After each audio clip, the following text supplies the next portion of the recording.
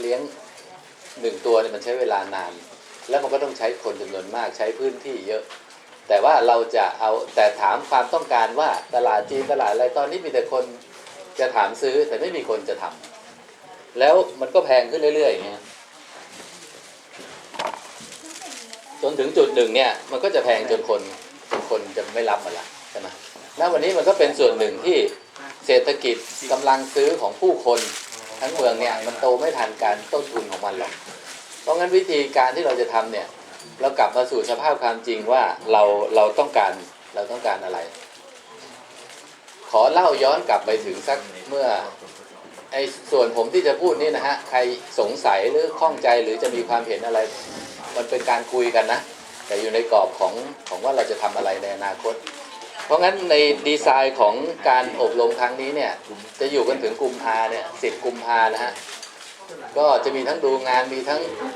ก็เพื่ออะไรเพื่อให้สุดท้ายเนี่ยวันท้ายๆเนี่ยเราจะได้ชิมเนื้อตามที่ท่านรองพูดทั้งหมดว่าของผมเนี่ยนะNorthern Farmเนี่ยเราทำมา30 ปีแล้วณวันนี้ราคาชิ้นส่วนที่ขายถูกที่สุดคือ250 บาทที่แพงที่สุดคือ 1,200 บาทณเวลานี้นะแต่ในตลาดเนี่ยล่างสุดเนี่ย200 บาทแล้วเท่ากับเราแล้วที่ถูกที่สุดนะแล้วด้วยระบบผลิตธรรมดาเนี่ยนะแล้วแพงที่สุดเลยในตลาดเนี่ยก็เป็นเนื้อญี่ปุ่นตามที่ท่านว่ามาเนี่ยถ้าเราพูดคุ้นเคยเขาเรียกวากิวที่เป็นศัพท์ทั่วๆไปแต่ว่าถ้าเฉพาะเจาะจงโลละ18,000-20,000เนี่ยก็เป็นมัตสึสกะก็วิธีผลิตของเราเนี่ยเราก็ลอกเรียนเขามาแหละเราจะมีว่าแบล็กโกใสมีอะไรพยายามลอกเรียนเข้ามาแต่เราก็อาจจะลอกบรรทัดสุดท้ายเหมือนกับเราชอบเรียนหนังสือเราก็ลอกบรรทัดสุดท้ายแต่เขาไม่ได้ทำเขาลงทุนกันมาเป็น100 ปีแล้วเขาปรับปรุงพันธุ์กันมาว่าเราดูอย่างในเกาหลีในญี่ปุ่นเนี่ยเขาเป็นเมืองเจริญนะเพราะงั้นโจทย์เขาง่ายกว่าโจทย์เรากำลังซื้อเขาสูงกว่าเราเขายินดีจ่ายโลละ 5,000 แต่เราไม่ยินดีจ่ายหรอกไม่ว่ามันจะอร่อยล้นฟ้าขนาดไหนและโดยเฉพาะที่ว่าเราเอาเกรดของมันเนี่ยมาวัดเนี่ยเดี๋ยวจะชิมดูในท้ายแล้วเราก็จะรู้ว่าคุณจะได้มีโอกาสชิมเนื้อโลละหมื่นทุกคนที่อยู่จนจบคอร์สในระบบที่เราจะสอนเนี่ยนึกไปกินไปนะทุกเมนูที่ท่านจะต้องกินอย่างนี้อีก4 เดือนในมื้อกลางวันเนี่ยจะมีเนื้ออยู่อย่างน้อย1 อย่างแล้วจะมาสรุปบรรยายแต่วันนี้เนื่องจากท่านรองช่วยผมไปเยอะเพราะงั้นเราอาจจะสรุปพรุ่งนี้ให้ดูว่ามันคืออะไรเนื้อที่จะกินทุกมื้อจากนี้ไปจะต้องมีเรื่องเล่าให้ฟังว่ามันราคาเท่าไหร่ขุนเท่าไหร่แล้วเราจะวางตัวเท่าไหร่สุดท้ายถ้าวันสุดท้ายของการอบรมหรือ 3-4 เดือนเราอาจจะมาประชุมกันทีว่าประเมินว่าเราอยากจะอยู่ตรงไหนจากนี้บริษัทผมเนี่ยผมว่าผมเก่งกว่าเพราะผมคุยกับคนกินผมคุยกับลูกค้ามากกว่าแต่ว่าผมต้องการบอกลูกค้าคนทำว่าเขาต้องการอย่างนั้นเราทำในราคาอย่างนี้ได้ไหมแล้วเราก็ผลิตยี่ห้อของเราไปในแบบนี้เลยเขียนให้มันชัดเจนว่าเราจะเดินไปพร้อมกันแบบนี้อย่างที่หมอเล็กว่าเราจะสร้างยี่ห้อของเราอยู่ตรงไหนใครจะเป็นคนบอกให้เราทำถูกไหมทางเกษตรกรเราก็บอกว่าพ่อค้าสิใครมาซื้อกูทำให้หมดแหละทีนี้เราต้องเหนือไปกว่านั้นแล้วพ่อค้าเขาก็ไปรู้เราเหนือไปกว่านั้นคือผู้บริโภคคนกินว่าเขาต้องการแบบไหนหลังจากจบ3 เดือนนี้เราจะรู้แล้วว่าทั้งหมดความยากความง่ายต้นทุนมันมีหมดนี่มีคำนวณหมดนี่คือผมเล่าถึงตรงนี้ว่าส่วนตัวผมเนี่ยนะเดี๋ยวย้อนกลับไปแนะนำตัวอีกทีหนึ่งก่อนนะว่าอาจจะบางท่านอาจจะรู้แล้วว่าแต่ทางนี้มาให้ผมแนะนำตัวเองให้หมดคือเราเรียนเกษตรมาเราจบมหาวิทยาลัยเกษตรศาสตร์บางเขนเป็นรุ่นที่36ก็รุ่นน้องพี่กันรุ่นพี่ของหมอเล็กด้วยซ้ำก็ไปทำงานบริษัทเจริญโภคภัณฑ์ในเรื่องของการส่งเสริมปลูกรับซื้อเป็นพืชอาหารสัตว์พืชไร่เข้าสู่โรงงานอาหารสัตว์เข้าสู่โรงงานเมล็ดพันธุ์อยู่กับ CP มา 8-9 ปีแล้วผมเชี่ยวชาญยังไงผมเชี่ยวชาญกับเรื่องที่ว่าจะต้องจัดการเกษตรกรรับซื้อราคายังไงให้มันเข้าไปในช่องไหนข้าวโพดเมื่อก่อนนี้โลละ2 บาทเราประกันราคา10 บาทสูงสุดมันก็เหมือนยุคนี้เดี๋ยวว่าพรีเมียมสูงสุด10 บาทนี่คือเป็นเมล็ดพันธุ์เมื่อ40 ปีที่แล้วก็ลดหลั่นกันลงมาเป็นโรงอาหารสัตว์จนสุดท้าย2 บาท วิธีที่จะทำให้ทุกวงการมันเติบโตเนี่ยเราถึงชอบชื่อที่เขาตั้งมาเนี่ยแต่คนจะไม่เข้าใจหรอกนะว่าการผลิตโคเนื้อคุณภาพพรีเมียมเนี่ยมันคืออะไรพรีเมียมเนี่ยพอเราบอกว่าเราเนี่ยเคยเป็นในสมาชิกในนี้ก็หลายคนนะเป็นสมาชิกของกลุ่มเก่าผมนะเราเรียกว่ากลุ่มเกษตรกรโคขุนคุณภาพจังหวัดเชียงใหม่นะครับก็เราใช้คำว่าคุณภาพเวลาคุณภาพเนี่ยมันมีพรีเมียมมาต่อท้ายอีกอ่ะมันเหนือกว่าไปอีกละใช่ไหมก็มันพิเศษจริงๆตามที่ได้มีการพูดกันไปแล้วเมื่อสักครู่นี้ว่ามันมีน้อยนิดเดียวไขมันแทรกโลละ 8,000 โลละ 10,000มันมีน้อยนิดเดียวคำว่า Northern Farm หรือค่ายทุกค่ายทำณเวลานี้เขาก็ไปไม่ถึงหลอกยอดเนี่ยแต่ว่าการไปถึงยอดเนี่ยนั่งคุยกับ30 คนเนี่ยมันจะมีคนไปถึงสักกี่คนลูกเราเรียนสอบได้ที่1ทุกคนไหมในห้องเนี่ยแต่วิถีของการที่บอกว่าพรีเมียมนี้ก็คือว่าทำให้เกิดการแข่งขันทำให้เกิดการสร้างมาตรฐานที่ยุติธรรมคนทำดีมากได้ดีมากเพราะนั้นผมขอลงว่าคำว่าคุณภาพเนี่ยมันมีองค์ประกอบอะไรบ้างอะคุณภาพของเนื้อโคขุนเนี่ยคือหัวข้อเรื่องที่จะพูดในวันนี้จนถึงอีกเดือนสิ้นเดือนพฤศจิกาต้นเดือนธันวาเนี่ยเขาใช้คำว่าโคเนื้อคุณภาพนะแต่ผมในฐานะที่ผมเป็นคนดูทุกๆอย่างที่ครบวงจรจนถึงการได้เงินมาจากผู้บริโภคเพราะงั้นเราโจทย์ที่จะถามก็คือเนื้อโคขุนคุณภาพนะไม่ใช่โคเนื้อนะไม่ใช่ตัววัวนะคำตอบคือเนื้อนะเนื้อก่อนนะแต่เนื้อมันก็จะเกิดจากตัววัวนะมันเป็นคำเดียวกันนะเราพูดอย่างนี้นะเพราะฉะนั้นองค์ประกอบเนี่ยใครคิดว่าอะไรคือเนื้อคุณภาพผมบอกใน2มิติที่เราทำมา30กว่าปีเนี่ยมิติของคุณภาพอันดับที่1ก็คือเรื่องสุขอนามัยนะสุขอนามัยก็คือฟาร์มมาตรฐานการเลี้ยงที่ไม่มีเชื้อโรคไม่มีพยาธิวัวแล้วการเข้าสู่กระบวนการแปรรูปมันต้องเป็นโรงงานมาตรฐานระบบแขวนไม่ได้สัมผัสพื้นนะแล้วระบบมาตรฐานของการที่จะไปนำเสนอนะมันอยู่ในตู้เย็นมันต้องคุมอุณหภูมิอันนี้คือคุณภาพนะในมิติของสุขภาพนะทีนี้มันก็ต้นทุนสูงขึ้นแล้วล่ะที่เราทำมาผมว่าตอนนี้ชนะไปหมดละคนที่เข้าสู่ระบบของเราชนะตรงนี้ไปหมดละตรงนี้ก็คือความสะอาดฟาร์มมาตรฐานเขาได้เขารู้แล้วล่ะว่าเลี้ยงยังไงสุขลักษณะต้องฉีดวัคซีนต้องถ่ายพยาธิอะไรเนี่ยก็ท่านที่นั่งในนี้ก็ทำได้ดีกันหมดแล้วล่ะผมว่าแล้วเราก็มีโรงงานมาตรฐานซึ่งเป็นแห่งแรกของตั้งแต่เหนือกรุงเทพขึ้นมาแหละแห่งแรกเลยมาแก้แบบกันอยู่กับคุณหมอทั้งหลายเนี่ยเมื่อกรมปศุสัตว์บอกมีนโยบายทุกอันต้องเข้าโรงค่ามาตรฐานนะก็เราได้แล้วล่ะตอนนี้เรามีแต่ว่าในความจริงก็คือไซส์มันใหญ่มากแต่ผมมี capacity การผลิตที่เหลือเยอะมากคือมันไม่ได้ใช้ศักยภาพเต็มที่ของโรงงานที่ลงทุนมาขนาดลงทุนโรงงานนี้มาเนี่ย15 ปีนะที่ใช้ลงเชื่อลงที่มา15-16 ปีแล้วมันยังไม่ได้เต็มที่มาตรฐานมันนะการบ่มซากเนี่ยการบ่มซากเมื่อกี้ก็มีกล่าวถึงมาเนี่ยผมถึงบอกผมพูดใช้เวลาน้อยมากเพราะท่านรองพูดให้ผมเยอะแล้วการบ่มซากที่ว่าถึง15 วัน21 วันเนี่ยเรามีมาตรฐานที่15 วันจริงๆแล้วทำไมเรา15เรา15ถึง21เพราะเรามี capacity เหลือคือความจุของที่เห็นเราเหลือตั้งเยอะ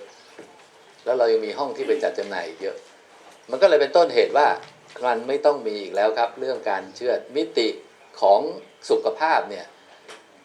80-90% เราได้ครบหมดแล้วในระบบผลิตเรานะไม่ใช่ในระบบทั้งประเทศนะในระบบเนื้อระดับกลางเนี่ยทีนี้มิติที่เรากังวลอยู่ตอนนี้ก็คือเรื่องของพรีเมียมเนี่ยก็คือมิติของความอร่อยการทำการตลาดแล้วทีเนี้ยเรามีงานวิจัยผมทำเองเนี่ย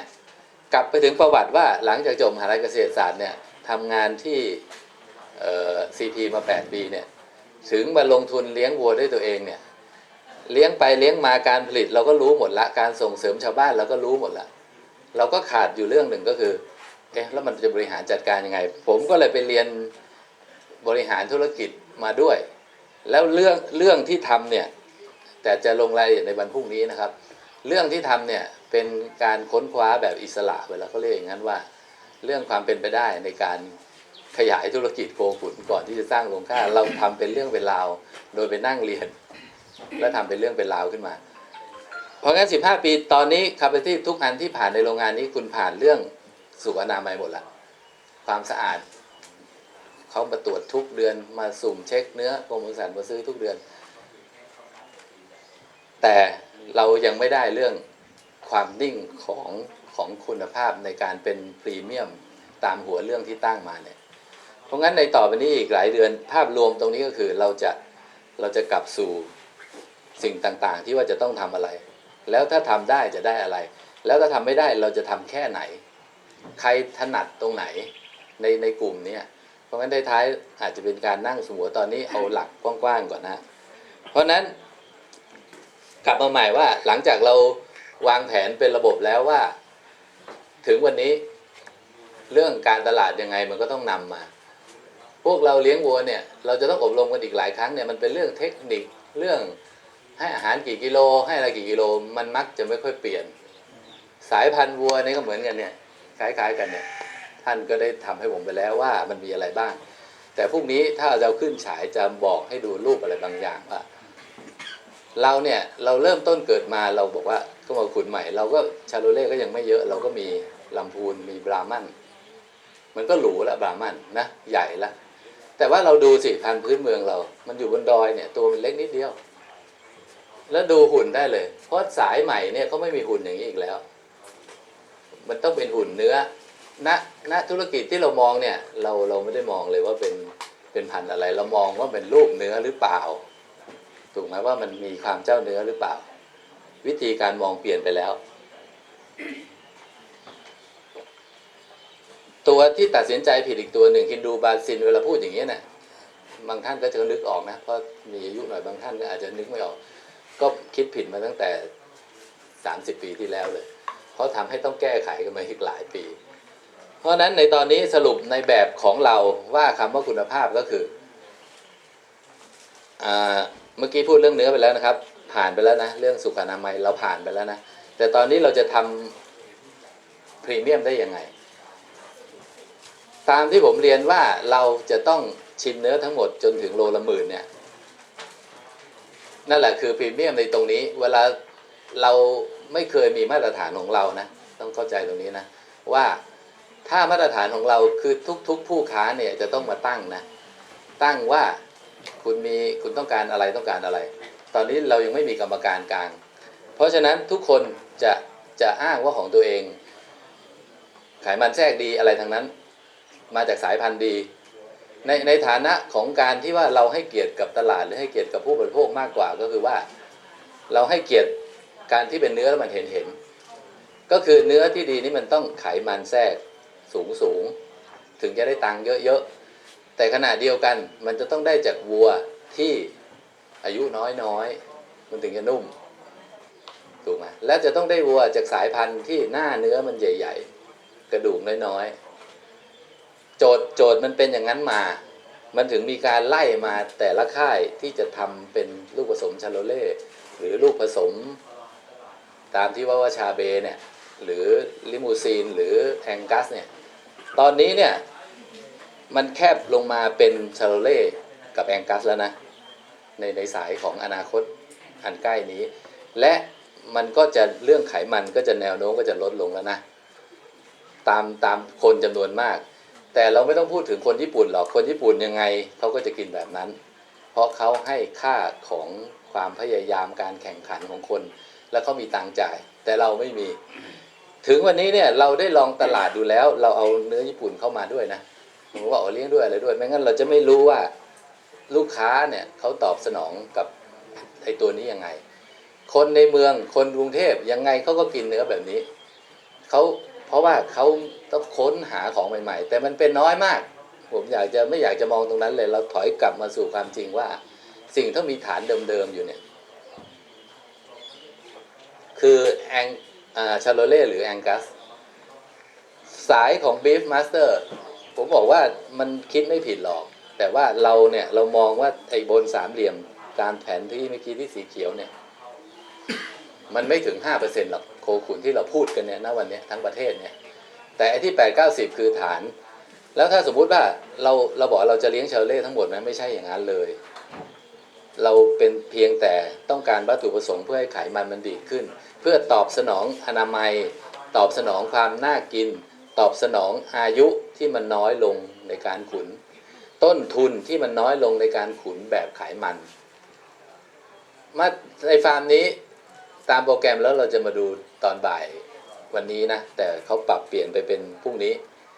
ที่นี่มันจะมีทุกพันตามที่ปัญหาของนักเลี้ยงทั้งหลายเนี่ยผมไปสัญญากับท้องตลาดไว้ว่าผมจะมี50ตัว100ตัวต่อเดือนแล้วไอ้ลูกชาโลเล่มันเกิดมาผมต้องมีแม่ 2,000 แม่เลยเพื่อจะตอบสนอง100ตัวต่อเดือนมันไม่พอหรอกเพราะงั้นเราก็ไม่ได้พูดว่ามันจะต้องมาจากชาโลเล่เลือด 75-80 เราพูดว่ามันมาจากเลือดลูกผสมชาโลเล่ที่มีไขมันแทรกระดับ3มันมี5ระดับนะถ้าใครยังไม่เข้าใจตรงนี้ไม่ต้องกังวลเดี๋ยวมันจะลงลึกในต่อไปเราพูดว่าอย่างนั้นนะแต่ในฟาร์มนี้แล้วเราจะต้องขายเนื้อที่โลละเฉลี่ยประมาณ 1,800 ถึง 1,000 บาทเฉลี่ยนะแต่ว่าคนปฏิเสธไม่ยอมรับซื้อเนี่ยขณะที่หมายถึงคนกินเนี่ยบางคนเขาบอกมันแพงไปอ่ะใช่ไหมเราก็หาทางเลือกด้วยเป็นพันธุ์บาร์มันก็ขุนอยู่ที่นี่พันธุ์บาร์มันมันก็จะราคาอยู่ในระดับ 400-500 บาทเพื่อตอบสนองตรงนั้นแต่เป็นวัวอายุน้อยลงหน่อยอายุน้อยลงหน่อยขนาดเล็กลงหน่อยไม่พูดเรื่องไขมันก็อีกแบบหนึ่งทีนี้ผู้ซื้อเนี่ยเขาจะเป็นคนที่ปรับตัวเองนะว่าฉันยอมที่500ไม่ต้องมีมันมากอร่อย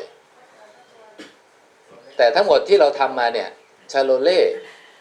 ต้นทุนถูกกว่าอีกด้วยซ้ำแทรกระดับ3เพราะว่ามันเป็นเชือดที่650โลบาร์มันอันนี้ตอบสนองกับทฤษฎีนะเมื่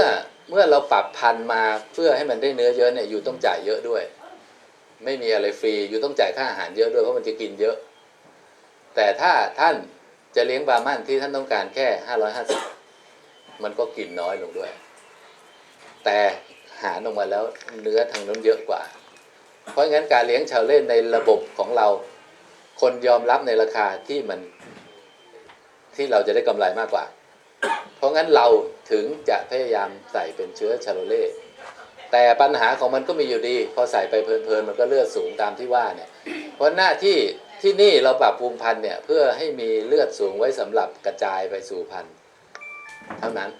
แต่ตัวที่เราจะเอามาขุนเนี่ยแล้วไอการขั้นตอนของการกระจายเนี่ยถ้ามันไปไม่ได้เมื่อไหร่เราจับมาขุนเราก็ทดลองไปด้วยว่าเลือดเท่าไหร่มันเหมาะสมที่สุดกับอากาศแบบนี้ซึ่งมันแต่ละที่มันก็ไม่เท่ากันแต่ไอตัวที่สุดยอดผ่านไปก็เอาไว้เป็นพอดที่ 96-98% ตามที่มันจะสามารถเป็นขยายพันธุ์ได้เป็นกระจายไปสู่ชาวบ้านได้แต่ไอตัวที่แท้จริงคือถอยกลับมาสู่ชาเบหรืออะไรก็ตามที่มันอยู่ใน50สวิงบวกลบนิดหน่อยเลือดของชาโลเล่ในลูกผสมที่เรามาขุนเพราะนั้นเราจะมีตัวอย่างให้ดูทั้งหมดในวันนี้ผมมาลงตรงว่าคำว่าคุณภาพได้1โจทย์แล้วนะแต่คุณภาพพรีเมียมนะโจทย์ที่2นะแต่ว่าเราจะไปดูฟาร์มทั้ง3ฟาร์มในเสาร์อาทิตย์นี้ฟาร์มแรกที่ผมว่าฟาร์มลุงหวินฟาร์มลุงดวงแก้วแล้วก็นอร์เทิร์นฟาร์มบ่ายพรุ่งนี้จะมีความแตกต่างกันโดยสิ้นเชิงแต่จะชี้ให้ผมว่าอะไรเป็นต้นน้ำอะไรเป็นคุณภาพอะไรเป็นพรีเมียมนะแล้วเราจะอยู่พรีเมียมหรือเราจะอยู่คุณภาพหรือเราจะเอาทั้ง2อย่างแต่ผมบอกจริงแล้วในระบบแม้แต่ญี่ปุ่นอเมริกาหรือใครก็ตามเมื่อคุณบอกพรีเมียมเรามีลูก5คนมันไม่สอบได้ที่1ทุกคนหรอกเพราะเราต้องทำพรีเมียมตัวไหนที่ไปพรีเมียมเราก็ส่งไปถึงพรีเมียมแล้วถ้ามีการจัดการที่ดีเนี่ยคนซื้อพรีเมียมคุณมันก็มีอยู่แค่นั้นมันก็พอดีกันกับที่เพราะเขาสอบคนสอบที่1ไปติดหมอคนเดียวพอแล้วห้องนักเรียน50คนนักเรียน30คนที่นี่จะเลี้ยงพรีเมียมหมดทุกคนได้ไงไม่มีทางทุนหน่วยมีกินยาวไปอีกการจะทำไขมันระดับของญี่ปุ่นเนี่ยนะถ้าบอกว่า ABC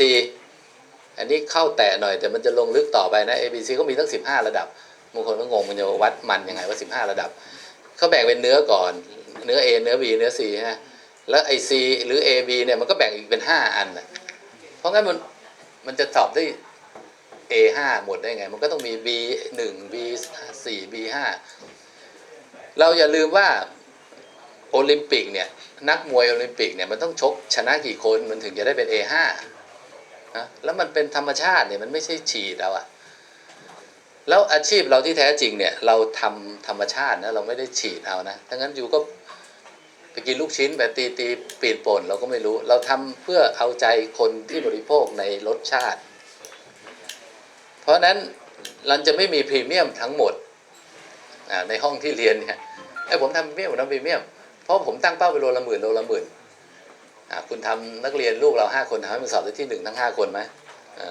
หรือทั้งห้องเนี่ยได้ที่1หมดกันนะไม่มีทางเพราะฉะนั้นวิธีจัดการทั้งหมดเนี่ยต้องลงมาอย่างที่ผมว่านี่แหละเมื่อการอย่างสายพันธุ์เนี่ยสมมุติว่าเราอยากจะยกเลือดบีดเนี่ยที่ว่ายกเลือด50ใช้วิธีปรับปรุงพันธุ์แบบบีดดิ้งเนี่ยคือผสมเข้าไปเลือดเพิ่มเลือดเนี่ยแล้วระหว่างทางจะไปทำอะไรก่อนที่มันจะไปถึงสุดท้ายที่เราต้องการเลือดร้อยของเนี่ยก็มันไม่พรีเมียมสักทีเราก็รออีก15 ปีกว่าจะมีพรีเมียมเพราะงั้นสิ่งต่างๆที่กลุ่มที่เราเล่ากันมาเนี่ยเราสู่ความจริงว่าในขบวนการของการปรับปรุงพันธุ์มันก็ต้องมีเกรดคุณภาพออกมาแต่สิ่งที่เราพูดทั้งหมดนี้เราจะลืมเรื่องตลาดสดนะเราพูดว่าคุณภาพแต่เราไม่พูดว่าไม่พรีเมียมนะเราเพียงแต่เงียบว่าคุณภาพแต่อีกคนหนึ่งคุณภาพพรีเมียมคุณก็พร้อมที่จะควักแสนแต่คุณพร้อมที่จะรับล้านแต่มีบางคนเขาไม่ต้องการควักแสนเขาจะควัก10,000แต่ฉันขอรับแสนพอแต่ทั้งหมดแล้วความผิดพลาดตามที่ในอดีตที่ผ่านมาแม้แต่กลุ่มสมาชิกเราก็เหมือนกันความผิดพลาดในอดีตก็คือลูกฉันไม่ฉลาดแต่ฉันอยากให้มันเรียนหมอไปดันมันก็ลงทุนเยอะก็สุดท้ายวัวพื้นเมืองเขาลำพูนไปขุนมันก็ไม่เกิน400 โลแต่มันกินเท่ากับบาร์มันคุณหายไป100 โลกับการกินเนื้อหายไป100 โลกับการกินของมันทีนี้มันเป็นความผิดของใครเกษตรกรอย่างเราท่านมีวัวอยู่10 ตัวเราจะทำไงมันไม่รู้มันก็เห็นแค่10 ตัวเนี่ยผมถึงชอบใจกับคณะบดีเนี่ยมาทำอย่างนี้ได้เห็นได้กินได้อยู่ในห้องเย็นได้ตัดเนื้อท่านจะได้รู้ด้วยว่ามันยากลำบากผมไม่ค่อยชอบเวลาได้ยินส่วนใหญ่บางทีเราก็เผลอพูดว่าคนซื้อมันไม่ดีคนเลี้ยงมันเลี้ยงไม่ดีก็มันก็เถียวโทษกันเนี้ยเพราะมันไม่มีวันจบถูกไหมเพราะว่าสุดท้ายคือคนกินเขาบอกมันแพงไปแต่ถ้าคนกินบอกแพงไปแล้วบอกความจริงกันฉันจะได้ลดคุณภาพลงเป็นคุณภาพเฉยไม่ใช่คุณภาพพรีเมียมนะอันนี้คืออยากจะสื่อสารแค่นี้เองในภาพรวมที่เราจะมานั่งรวมกันอยู่หลายเดือนเนี่ยเพราะฉะนั้นทุกท่านก็โต้ตอบได้ตลอดเวลานะคือวิธีสื่อสารหรือทำความเข้าใจผมเนี่ยในเนี้ยครึ่งห้องเนี่ยเก่งกว่าผมในเรื่องเลี้ยงวัวขุนวัวแต่ว่าเพราะเราไม่ได้เป็นคนไปจับเลยเนี่ยแต่เราเก่งในหลายเรื่องเพราะเราไปเห็นมาก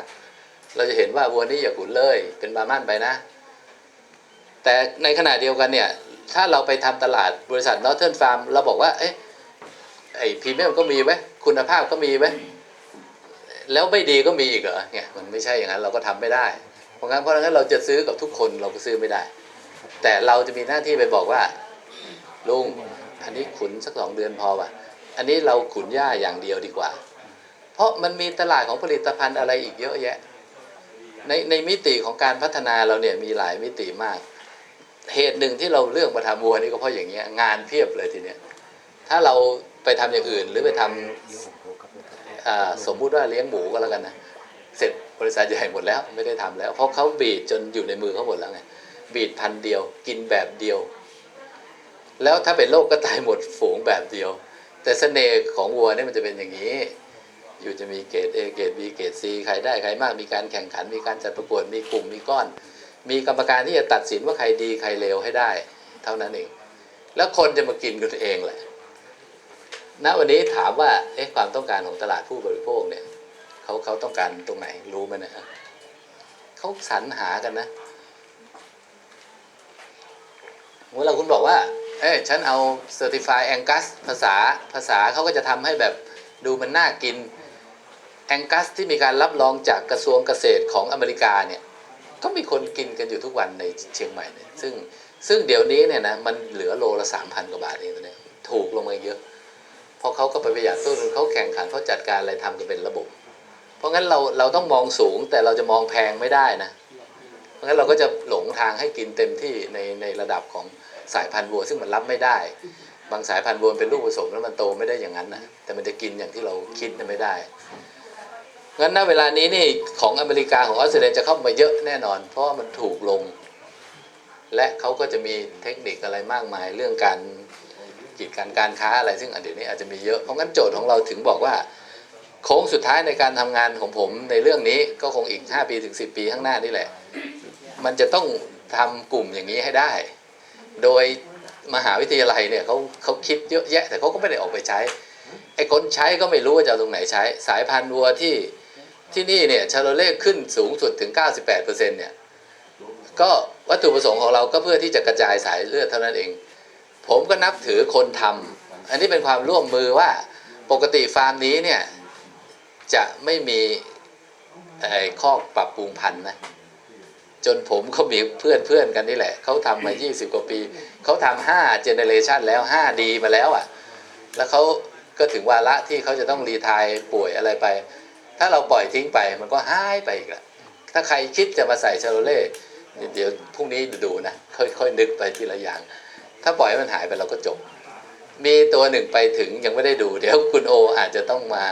สรุปให้ผมฟังหน่อยว่ามันเวิร์กไม่เวิร์กเราไม่รู้หรอกแต่เขาบรีดเพิ่มเลือดมาตั้ง5 ดี6 ดีแล้วเรามีปัญหาบอกได้เลยว่ามีปัญหาบ้างเหมือนกันในเรื่องของคลอดยากในเรื่องของตามขนาดของชาโลเล่แต่มันกินดีโตดีแล้วก็เพราะงั้นจริงๆเราถ้าจบคอร์สนี้ผมว่าทุกท่านจะนึกสิ่งที่ผมพูดออกตอนนี้อาจจะมืดอยู่นะเองไม่เป็นไรแต่ว่าจะนึกออกเลยว่าเราทำนานๆเราจะเห็นเลยเฮ้ยสายนี้ในฟาร์มนี้นะพื้นที่มัน100 ไร่นะแต่ตอนนี้มันเรื่องหุ้นส่วนเรื่องมันเริ่มบ้านเมืองมันเริ่มบุกเข้ามาเราบอกเราขอทำ30 ไร่แค่นี้แหละเพราะ100 ไร่ถ้าปล่อยระบบเดิมเนี่ยนะปล่อยระบบเดิมแบบบีฟมาสเตอร์เนี่ยรบกวนชาวบ้านขึ้นป่าขึ้นดงเราบอกว่าเราพบกันครึ่งทางนะไม่ใช่ขังคอกตลอดชีวิตนะในกระบวนการเจริญเติบโตเนี่ยผมบอกว่าเราระบบสมมติเอาชาโลเล่แล้วเราขุน2 ขวบถึงไม่เกิน3 ขวบในเวลาเราแนะนำหรือเราบอกว่า1 ขวบครึ่งถึง2 ขวบแล้วเลี้ยงขุนไปอีก1 ปีก็คือมันก็จะไปสุดที่ไม่เกิน3 ขวบให้อยู่กึ่งเดินกึ่งขังคอกมันก็เหมาะกับชาโลเล่ที่สุดเลยมันอยู่ภายใต้การควบคุมการทำคลอดณเวลานี้นะแล้วมันให้ไขมันที่ประมาณอยู่ในระดับ3อันนี้ไม่ได้มาแข่งกันกับถ้าลองว่ามันต้องเป็นบีฟหรือต้องเป็นชาโลเล่เราทำตามตลาดและเราทำตามวัตถุดิบที่เรามีย้อนไป2530ที่ผมเริ่มเลี้ยงวัวเนี่ยตอนนั้นมันก็เริ่มมีชาโลเล่แล้วนะครับแต่ว่ามันมีน้อยมากในตลาดนะแล้วถามว่าถ้าสมมติผมขุน100 ตัวแล้วผมหาลูกวัวมาขุนไม่ได้ตลาดเขาก็ไม่แฮปปี้แล้วใช่ไหมเราก็ต้องเริ่มจากสิ่งที่มันมีนะเราเช่นถ้าสมมติจะบีฟมาตอนนี้มันไม่มีพอที่ให้ผมต้องไปหาที่ไหนเพราะงั้นในความจริงแล้วต้องระวังเรื่องต้นทุนเป็นอย่างมากเราบอกอ้าวมันมีอยู่ทั้งเชียงรายก็ต้องไปซื้อเชียงรายผมก็เพิ่มมาแล้วนะค่าซื้อตัวละเท่าไหร่ก็แล้วแต่เพราะนั้นเราต้องดูว่าทิศทางที่เพราะงั้นพูดอย่างนี้เนี่ยเราอาจจะมีบีฟมาสเตอร์ขุนในอีกเพราะเรารู้ว่ามันเริ่มเยอะแล้วอนาคตจะมีต่อเนื่องแล้วใช่ไหมเพราะถ้าลองตลาดนิดหน่อยกลายเป็นแบบบรามันที่450 โลคือณวันนี้เดี๋ยวจะสับสนเรื่องน้ำหนักนิดหน่อยมาตรฐานผมที่ซื้อชาโลเล่ลูกผสมชาโลเล่ต้องไม่ต่ำกว่า650 โลลูกผสมบรามันต้องไม่ต่ำกว่า550 โล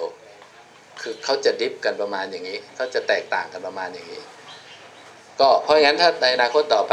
บีฟนี่มันอาจจะต่ำลงมานิดหนึ่ง500ก็ได้ไม่เป็นไรแล้วก็ไปคิดต้นทุนอะไรกันดู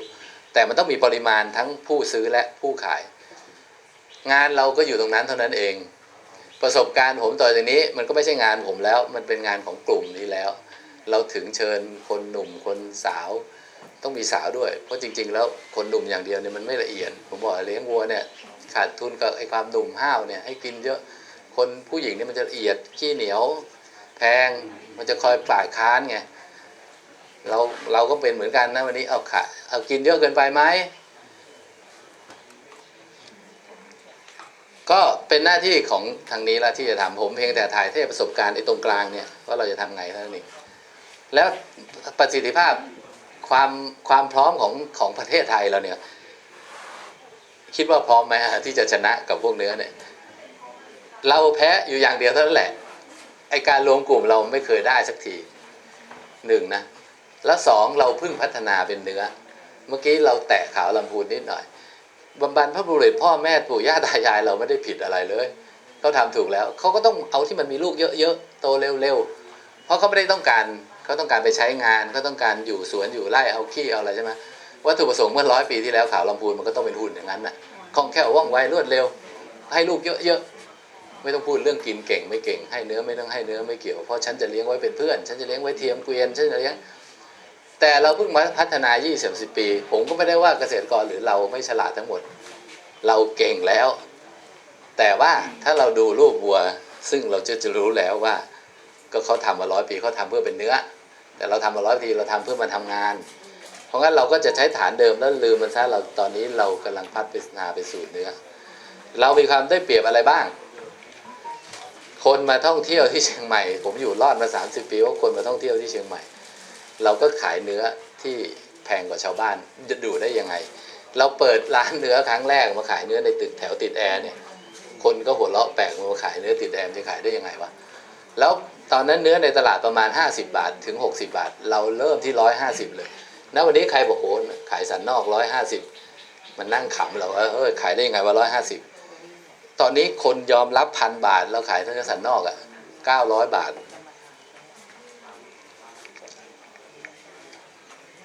ก็เราเป็นเจ้าแรกที่เอาเนื้อไปขายในห้องในตึกแถวห้องแอร์แล้วกันนะตอนนี้นี่คุณเห็นไหมตอนนี้หมูมีร้านตึกแถวอยู่ในห้องแอร์เท่าไหร่ในราคาหมูเนี่ยแต่ว่ามิติมันก็ไม่เหมือนกันเพราะงั้นถามว่าเป็นไปได้ไหมเราเป็นไปได้แน่สิ่งที่เราทำอยู่เนี่ยไม่ต้องกังวลให้มันเหมาะสมกับตลาดสายพันธุ์ที่พัฒนาทั้งหลายเนี่ยไม่มีใครผิดสักคนมันผิดตรงที่เดินต่อจากสายพันธุ์เท่านั้นนะสายพันธุ์ทำไมมันไม่ผิดเพราะถ้าคุณใส่บิ๊กมัตเตอร์คุณใส่บราหมันคุณใส่ชาโรเล่มันก็ได้เนื้อเยอะขึ้นได้ทรงเยอะขึ้นการกินเยอะขึ้นอยู่แล้วกับพันธุ์เดิมอยู่แล้วเราได้เปรียบตรงนั้นไปอยู่แล้วแต่ไอ้คอร์สอบรมแบบนี้เนี่ยมันจะเป็นการต่อให้มันถึงปลายทางมากขึ้นแล้วพัฒนาดูของจริงเนี่ยว่าเราไปผิดตรงไหนหรือระหว่างทางที่มันไม่ไปถึงปลายทางนะคือในกลุ่มนี้เนี่ยความคาดหวังของผมเนี่ยว่าสุดท้ายเราจะรวมกลุ่มได้แล้วมีตาเยี่ยวของตัวเองโดยที่ไม่ต้องไปพูดเรื่องโรงฆ่าและที่ขายอีกแล้วไม่ต้องสร้างโรงฆ่าอีกแล้วโรงฆ่ามันมีเยอะเกินไปแล้วเพราะทุกคนไม่ได้ใช้มันเต็มที่สักคนเพราะว่าเขาไม่ได้ทำการบ้านว่ามีวัวจะให้เชือดกี่ตัวแล้วเชือดได้เยอะๆแล้วจะไปขายที่ไหนกี่ตัวสมัยเราทำเนี่ยเราก็ต้องเผื่ออนาคตใช่ไหมเช่นมันขายอยู่วันนี้10 ตัว5 ตัวเราก็ต้องทำเผื่อ20ใช่ไหมพอทำเผื่อ20มันก็มีลงนู้นผุดลงนี้ผุดค่ายนู้นผุดนี้เราก็ไม่ได้ตามเป้าหมายแต่ก็ไม่เป็นไรอันนั้นคือเรารู้ว่ามันจะเติบโตในการขายแต่เราไม่รู้ว่ามันจะมีเพื่อนทำอีกกี่คนณเวลานี้เรากลุ่มนี้เราก็อาจจะมีกลุ่มอื่นที่แข่งอยู่ก็ได้ครับมาถึงว่าความได้เปรียบของเราตรงไหนที่นี่แดดอย่างเงี้ยเชียงใหม่อย่างเงี้ยผลผลิตหญ้าเนี่ยมหาศาลผลผลิตมันเส้นมหาศาลผลผลิตหญ้าแพงโกล่าเนี่ยมันออกมามหาศาลโดยที่เราไม่รู้ตัวเนี่ยหญ้าเนี่ยข้าวโพดหมักทั้งหลายเนี่ยก็แล้วมีทั้งปีคุณไปที่เขามีหิมะเนี่ยญี่ปุ่นเนี่ยทำเนื้อมันทำยากมากต้องทำพอหิมะจะมาพอหน้าหนาวจะมาต้องเก็บกินไปอีก4-5 เดือนเนี่ยไม่มีอะไรเลยมีแต่สีขาวเราได้เปรียบกว่าเยอะถ้าเข้มแข็งกันในระดับ ภาคหรือระดับประเทศเลยนะคุณเป็นผู้ส่งออกไปขายเขาด้วยซ้ำไม่ใช่มาซื้อเขานะวันนี้ถ้าคุณจะเอาไขมันระดับไหนมันทำได้หมดแหละปรับสายพันธุ์ปรับอาหารปรับการจัดการส่งลูกกันให้ดีๆยุติธรรมกับการซื้อหน่อยในทางไฟแนนซ์เนี่ยการเงินเนี่ยก็รู้อยู่ว่าตั้ง3 ปีกว่าจะได้ตังค์เนี่ยมันจะกี่คนมันก็ต้องมีการส่งลูกกันในระดับหนึ่งก็6 เดือนถึงปีหนึ่งใช่ไหมแล้วก็เลี้ยงหลายตัวหน่อย10 ตัวก็ออกทีละ5 ตัว3 เดือนคุณก็มีรายได้ทีคุณก็สามารถจะรู้ได้แต่นี้การซื้อนี่สิแค่ในระบบมาตรฐานของการซื้อเราเนี่ยพัฒนามา 20-30 ปีเนี่ยนะเพิ่งยอมรับการซื้อเป็นกิโลได้ไม่กี่ปีมานี้เองของผมเนี่ย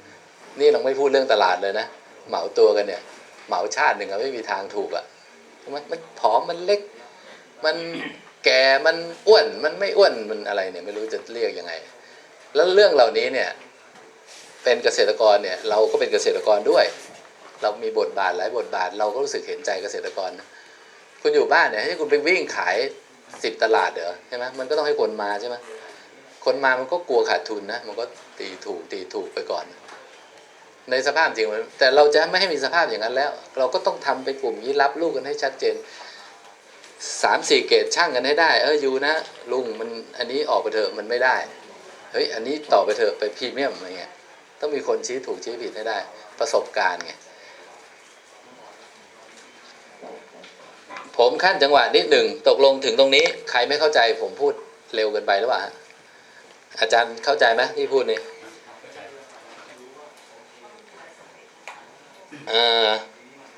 เนื่องจากเวลาเราน้อยแต่ว่าในหัวข้อที่ผมจะพูดตอนนี้ผมยกไปเป็นเช้าพรุ่งนี้หมดเลยก็แล้วกันแล้วเดี๋ยวจะสรุปของประเด็นไปเตรียมตัวอะไรนิดหน่อยตอนนี้ผมเข้าสู่ภาพกว้างว่าสิ่งที่จากนี้ไปอีก2 เดือนจะเป็นอาจารย์หลายๆที่มาจากมเกษตรจากมทรหรือใครแต่นั้นมันจะลงเรื่องเป็นเทคนิคการผลิตและเป็นเรื่องโรงเรือนเป็นเรื่องอาหารสัตว์เป็นเรื่องหญ้าแต่ว่าผมจะกลับมาอีกทีก็เหมือนกับเดินตามเริ่มต้นมันก็ต้องแม่พันธุ์ใช่ไหมกลางน้ำใช่ไหมขุนใช่ไหมแล้วก็โรงงานนะท่านทั้งหมดจะได้ดูทั้งหมดโรงงานโรงเชือดทำไมต้องเชือดทำไมต้องอนามัยจนไปถึงประเมินซากว่ามันทำไมต้องหน้าใหญ่ต้องหน้าเล็กแล้วทำไงมันถึงจะหน้าใหญ่ทำไงไขมันจะแทรกจนไปสัปดาห์ท้ายๆของการประเมินคุณภาพซากเนี่ยผมจะกลับมารับบทบาทใหม่แล้วเขาก็จะให้ผมรับบทบาทในเรื่องของการตลาดผมก็ไปเชิญอาจารย์มช.มาแล้วผมก็จะประกบว่าการตลาดทฤษฎีกับการตลาดภาคปฏิบัติเนี่ยมันคืออะไรนะทำยี่ห้อยังไงนะแล้วก็ต้นทุนการผลิตการคำนวณต้นทุนการผลิตเนี่ยไอ้ลักษณะแบบนี้เนี่ยผมรู้สึกว่ามันเป็นเรื่องที่คนที่ค้าขายทุกคนเขาก็ต้องรู้ใช่ไหมแต่ในความจริงแล้วมันไม่ง่ายนักที่มันจะทำให้เป็นไปตามนั้นแต่ว่าวิธีคิดเราต้องอยู่ในนั้นให้ได้ก่อนต้นทุนเช่นคุมให้มันได้ในนั้นก่อนแล้วผลผลิตมาทีหลังถ้าผลผลิตมันไม่ได้ตามเป้าอยู่ต้องไปคำนวณย้อนกลับอีกทีว่ามันเป็นอยู่ที่สายพันธุ์หรือที่การจัดการหรือที่อาหารมันอยู่ในเราหมดนี่แหละทั้งหมดนี้ทุกคนเรายอมรับทุกคนกันแล้วว่าอาชีพนี้มันอยู่คนเดียวไม่ได้หรอกแต่เราต้องอยู่กันอย่างยุติธรรมและในกลุ่มนี้ที่เราเชิญมาเนี่ยเรารู้สึกด้วยธรรมชาติว่ามันหลากหลายไปเองโดยธรรมชาติเช่นในสิ่งที่เราจะไปดูตอนบ่ายนี้ผมขอตรงนี้เลยก็แล้วกันเพราะเดี๋ยวหิวกันเดี๋ยวจะทานข้าวแล้วว่าผมไม่แน่ใจจำนวนว่ากี่คนนะแต่ว่าเพื่อในลักษณะการดูฟาร์มแห่งนี้เนี่ยต้อนรับคนมาหลาย10หลายร้อยคณะละถ้าเกิน20 คนเมื่อไหร่แล้วผมเป็นงงเพราะมันจะกระจายกันไปทุกทีเพราะงั้นในวันนี้น่าจะมีสัก35หรือถึง40ก็แยกเป็น2 ชุดทีนี้เดี๋ยวขอแยกอีกทีแล้วกันนะสามารถเมื่อเช้ามากี่คนสันทรายมากี่คน2เองเหรอ2หรือ5คนนะไม่ใช่ผมจะแบ่งอย่างนี้ว่าสามารถรู้จักฟาร์มลุงหวินนะรู้จักฟาร์มลุงหวินไหมมีกี่คนแล้วรู้จักฟาร์มดวงแก้วไหม คือผมจะแบ่งยังไงว่าให้ไปทีละครึ่งอ่ะแล้วก็สวนกันอ่ะพร้อมกันหมดพอเข้าฟาร์มเราก็รถ5 คันกว่าจะจัดระเบียบเสร็จแล้วก็คนพูดก็มันกระจายกันไปอีกไงประเด็นสำคัญของ2 ฟาร์มนี้ก็คือว่าผมพูดถึง3 ฟาร์มเลยก็แล้วกันที่เราจะดูในบ่ายนี้นะที่นี่มันจะไม่เหมือนกันเลยนะที่นี่เราหนึ่งมันสาธิตเพราะงั้นแอคทิวิตี้มันเยอะกิจกรรมมันเยอะมันจะมีทั้งบีดดิ้งคือปรับปรุงพันธุ์ด้วยแล้วก็สร้างลูกด้วยแล้วก็กลางน้ำด้วยคือกลางพวกนี้มันน้อยหมดแต่ตัวหลักคือขุนนะเพราะงั้นมันดูหลากหลายมากแล้วกลางน้ำหรือขุนเนี่ยก็ยังแบ่งออกเป็นคุณภาพพรีเมียมกับคุณภาพตามที่ผมว่าเนี่ยนะเพราะเรามีบาร์มั่นประปรายใช่ไหมเรามีไว้เผื่อลูกค้าที่เขารับราคาไม่ได้ใช่ไหมประมาณอย่างนั้นนะนี่คือที่นี่แต่ที่ฟาร์มลุงหวินเนี่ยที่อยากให้ไปดูเพราะว่าเขามีแปลงหญ้าใหญ่ที่ถ้าผมพูดผิดช่วยยกมือเลยนะเช่นถ้าผมบอกว่าเขามีแปลงหญ้าใหญ่คือทางเหนือนี่ไม่ค่อยมีใครทำแปลงหญ้าเพราะอยากจะอาศัยจากโรงงานอะไรมากกว่าแล้วพื้นที่มันแพงก็จะอาศัยฟางนี้มากกว่าเพราะว่าเราจะไปดูคนทำแปลงหญ้าว่ามันคุ้มหรือมันมีปัญหาอะไรไหมเนี่ยเป็นหญ้าแพงโกล่าใช่ไหมครับ100 ไร่ใช่ไหม20 กว่าไร่อ๋อยังไงผมไว้แก้ข่าวไง20 กว่าไร่ก็เยอะแล้วที่เนี่ยทำแพงโกล่าแล้วมันจะเป็นวัวต้นน้ำใช่ไหมคือจริงๆผมก็ยังไม่เคยไปฟาร์มเนี้ยเป็นต้นน้ำแล้วมีกลางน้ำพร้อมที่จะขายให้คนไปขุนนะถ้าเผลอทางเสมิงทางอะไรเห็นว่าอยากได้วัวก็จะได้ไปดูกันก่อนแล้วก็สอนกันแบบนั้นน่ะว่าอย่างนี้มันเสียยังไงมันหายยังไงมันเหมาะยังไงไม่เหมาะยังไงนะก็จะได้วิจารณ์กันหน่อยเพราะว่าบางทีเราก็ไม่รู้เพราะเดี๋ยวนี้เนี่ยจากทำระบบกลุ่มต่อไปเราจะมีมันจะต้องพัฒนาไปสู่การย้อนกลับให้ได้ละณวันนี้เราย้อนกลับได้ประมาณ 20% เท่านั้นเองว่ามันเกิดในฟาร์มมั่งเกิดในคอนแทคฟาร์มมั่งแต่ไอคอนแทคฟาร์มบางทีเขาก็ไปซื้อลูกมาจากที่อื่นที่มันไม่มีที่มาที่ไปเพราะงั้นฟาร์มนี้จะได้เห็นอย่างนั้นแต่ฟาร์มที่แม่โจ้ฟาร์มคุณดวงแก้วเนี่ยสามารถลูกชายเขานี่มารับช่วงต่อแล้วเราจะเริ่มถ่ายประสบการณ์ทั้งหลายให้รู้ว่าฟาร์มนี้เนี่ยดีกว่าผมอีกผมบอกฮะเพราะงั้นไปบอกเขาศึกษาเขาว่าเขาให้อาหารอะไรยังไงว่าเขาเหนื่อยแค่ไหนเราให้คนงานทำที่นี่คนงานที่นี่เรามีกติกาว่า6 โมงเช้าให้อาหารแต่เราไม่รู้หรอกเป็น7เป็น8 โมงหรือเปล่าแต่ของคุณดวงแก้วเขาตี 3 ตี 4ซึ่งเขามีกติกาว่าถ้า6 โมงเขาจะตี 4ถ้าคือเขาจะมาก่อนนะเพราะเขาเป็นเจ้าของวัวแต่ถ้าคนเป็นคนทำงานมันก็จะมาหลังอันนี้โดยธรรมชาติที่มันจะต้องเกิดขึ้นแน่นอนเพราะนั้นเขาจะเฟ้นกว่าเราแต่เราต้องมีความหลากหลายนี่นะมันก็คือคนละอย่างละถ้าถามว่าทำไมเราต้องแยกกลุ่มไปเงี้ยคือทางเข้าอะไรมันก็จะลำบากนิดหนึ่งนะมันก็ไม่ใช่มันก็แบบนี้นะแต่ถ้าถามก็ไปหลายคันกว่าจะรวมพลกว่าจะอะไรเพราะงั้นคลาสของผมเนี่ยแบบนี้เราต้องการแบบให้ใกล้ชิดเลยเดี๋ยวถ้าเดินดูมาถามผมต้องการให้เห็นเดือนแรกหรือช่วงชั่วโมง2 ชั่วโมงแรกเนี่ยเข้มหน่อยเพราะว่าหลังๆจะเข้าใจเลยว่าทำไมเขาถึงพูดซ้ำกับตรงนี้จะเข้าใจขึ้นครับเพราะฉะนั้นผมว่ามันจะจัดชื่อยากเพราะผมก็ไม่รู้ว่าใครเอาเป็นว่าสามารถเป็นคนนำคณะหนึ่งไปที่แม่โจ้นะโดยมีลูกลุงหวินใช่ไหมลูกสะใภ้ใช่ไหมไปก็สามารถนะเพื่อจะพาคณะกลับมาดูที่ฟาร์มนะและอีกคณะหนึ่งพี่สำเนียงพาอีกคณะหนึ่งไปแล้วผมจะไปคณะนี้แล้วเพื่อจะพากลับมาแม่โจ้สวนกันถ้ามันจะเจอกันก็ไม่เป็นไรเกิดสนใจใครสนใจก็อย่างนี้แต่ก็แบ่งตามกันไปสำหรับคนที่เคยไปฟาร์มคุณดวงแก้วแล้วอาจจะไม่อยากไปก็ไม่เป็นไรก็แบ่งมาซีกนี้เพราะงั้นสามารถเป็นหัวหน้าทีมพาไปฟาร์มดวงแก้วเนาะโดยมีน้องไปกับเขาเพื่อพากลับมาที่ฟาร์มเรานะหัวหน้าเป็นคุณสำเนียงเป็นหัวหน้ากลุ่มที่2ที่จะไปแต่ผมขอตามอันนี้ไปถ้าใครจะลดไปผมไปก็ได้ก็หลังจากนั้นก็สวนกันแล้วไปดูทั้ง2ที่ พรุ่งนี้เราจะมาคุยกันว่าไอเดียอะไรทั้งหมดที่พูดมาตั้งแต่ท่านรองตั้งแต่ผมตั้งแต่คุณภาพหรือพรีเมียม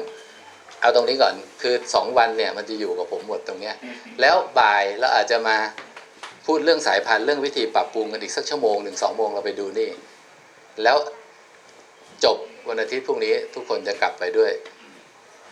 เขาใช้คำว่าอะไรไม่ใช่เนื้อโคนะโคเนื้อที่มีคุณภาพระดับพรีเมียมการผลิตโคเนื้อคุณภาพพรีเมียมเราจะเรียกตัวเราว่าพรีเมียมแต่ว่าคุณภาพเฉยๆเราก็มีถ้าท่านมีตังค์น้อยวันนี้เมนูเป็นเนื้อ1 อย่างถ้าวันนี้ขาดตกบกพร่องประการใดเนื่องจากเป็นวันแรกถนนหนทางมันก็อาจจะหลงกันมั่งรถติดมั่งรถเชียงใหม่เดี๋ยวนี้มันไม่ใช่ธรรมดาหรอกขนาดทางลอดมันเป็นเมืองที่มีทางลอดมากที่สุดในประเทศไทยยกเว้นกรุงเทพนะมันก็ยังติดอย่างเงี้ยขาดตกบกพร่องประการใดก็ขออภัยนะวันนี้เนื้อราคาที่จะกินวันนี้ก็วิจารณ์ได้เป็นเนื้อคุณภาพพรีเมียมเกรดรองเป็นเนื้อสะโพกราคาไม่ถึง400 บาทผมบอกให้ว่าตลาดเดี๋ยวนี้มาตรฐานของเนื้อแดงในตลาดก็ประมาณ300 บาทอันนี้จะแพงกว่านิดหนึ่งลองดูแล้วพรุ่งนี้เรามาดิสคัสกันต่อในเรื่องของสายพันธุ์และคำว่าคุณภาพไม่คุณภาพลงไปในรายละเอียดขึ้นจอพันธุ์ไหนรูปร่างยังไงนะวันนี้พอดีเวลามันสั้นก็รับประทานอาหารครับมีอะไรใครอยากจะมีคำถามก็อยู่ได้คนที่พร้อมแล้วก็เนื่องจากสถานที่ผมเนี่ยก็มีม้าหินนั่งได้หรือจะขึ้นมานั่งกินวันนี้ก็ได้นะครับก็